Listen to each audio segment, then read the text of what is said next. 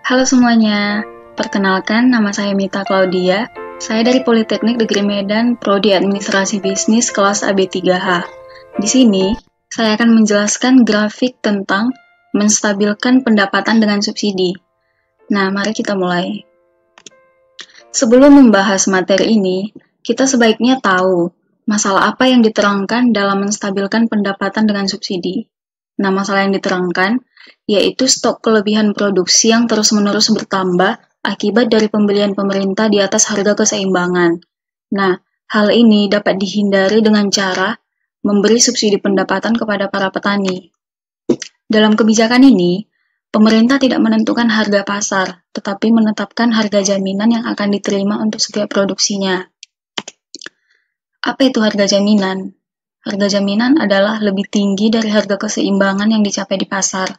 Nah, jumlah subsidi yang akan diberikan pemerintah untuk setiap unit produksinya adalah sebesar perbedaan antara harga jaminan dengan harga keseimbangan. Selanjutnya, kita akan membahas tentang grafiknya. Bagaimana gambar grafiknya? Sebelumnya kita akan membuat kurva antara harga dan kuantitas. Nah, ini adalah supply atau penawaran, dan ini adalah demand atau permintaan.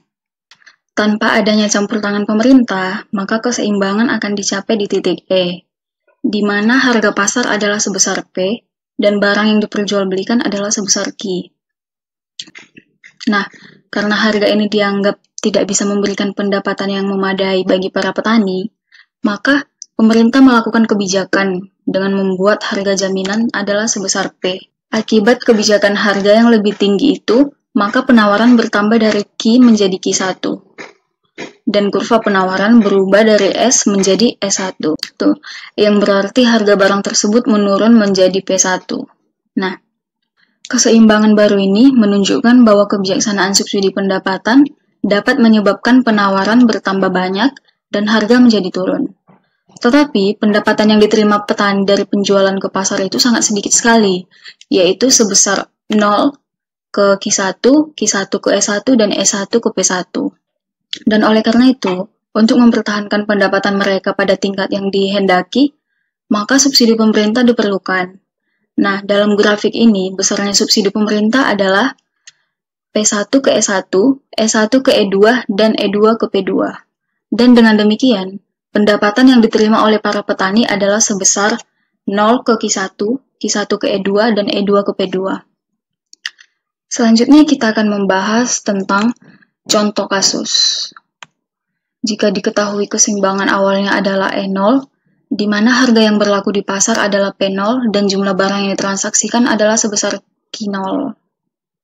Nah, sebelumnya kita akan membuat sebuah grafik harga dan kuantitas. Ini adalah supply dan ini adalah demand.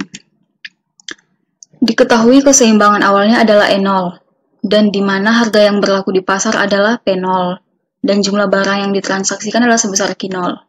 Nah, kemudian pemerintah menetapkan subsidi yang akan diberikan kepada produsen, sehingga penawaran bergeser ke kanan, yaitu dari S menjadi S1. Setelah itu keseimbangan bergeser dari E0 menjadi S1, di mana harga menjadi P1, dan transaksi barangnya itu sebesar Q1. Nah, dari grafik berikut, dapatlah diketahui bahwa besar subsidi yang dinikmati oleh konsumen adalah dari P0 ke P1, dan besarnya subsidi yang dinikmati produsen adalah P1 ke P2. Dapat disimpulkan bahwa besarnya subsidi yang dikeluarkan oleh pemerintah adalah sebesar P0 ke P2, P2 ke A, dan A ke EO. Selanjutnya, kita akan melihat contoh perhitungan dalam menstabilkan pendapatan dengan subsidi. Diketahui fungsi permintaan QD sama dengan 40 dikurang 2P, sedangkan fungsi penawaran QS sama dengan min 10 ditambah 2P, subsidi sama dengan Rp2 per unit. Nah, hitunglah keseimbangan sebelum dan sesudah subsidi, besarnya subsidi yang dinikmati konsumen, dan besarnya subsidi yang dinikmati oleh produsen. Pembahasannya adalah, yang pertama itu kita harus mencari keseimbangan sebelum subsidi. Cara mencarinya itu dengan menggunakan cara QD sama dengan QS. Hasilnya adalah P sama dengan 12,5 dan Q-nya sama dengan 15 unit. Nah, jadi keseimbangan awal itu terjadi pada saat harga Rp12,5 dan jumlah barang yang ditransaksikan mencapai 15 unit. Selanjutnya, tadi kan subsidinya itu Rp2. Nah, subsidi per unit itu akan mempengaruhi penawaran menjadi Q subsidi sama dengan min 10 ditambah 2P menggunakan rumus yang sebelumnya. Subsidinya dimasukkan ke dalam P ditambah 2, hasilnya adalah min 6 ditambah 2P. Nah, setelah itu keseimbangan setelah subsidinya itu adalah QD sama dengan Q subsidi. QD-nya tadi 40 dikurang 24 sama dengan Q subsidinya min 6 ditambah 2P.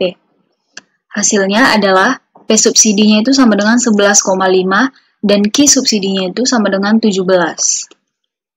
Nah, dengan demikian, subsidi telah mengakibatkan kuantitas keseimbangan pasar atau Q-nya naik dari 15 menjadi 17 dan harga keseimbangan pasar atau P turun dari 12,5 menjadi 11,5 rupiah. Nah, dari hasil berikut, kita dapat melihat besarnya subsidi yang diterima konsumen itu adalah Rp1, yaitu dengan menggunakan cara P dikurang P subsidi. Harga awal tadi 12,5 dikurang harga subsidinya itu 11,5, hasilnya Rp1.